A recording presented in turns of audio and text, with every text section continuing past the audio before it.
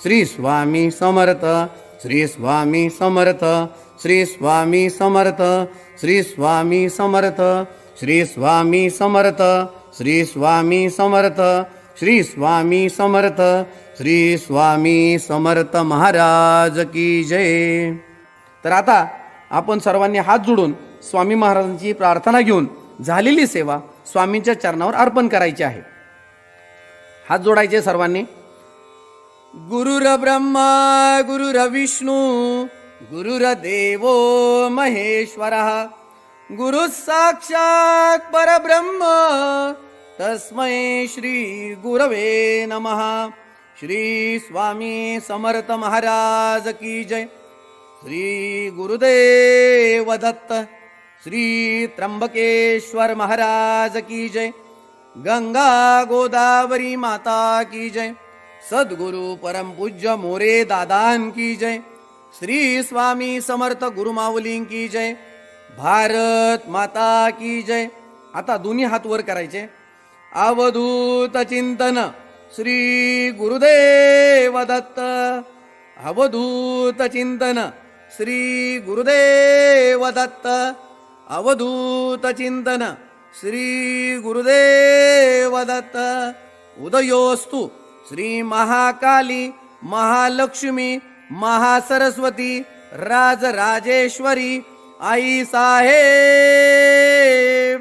श्री अंबा माता की जय. श्री अंबा माता की जय. श्री अंबा माता की जय. नमः पार्वती पते हर हर महादेव.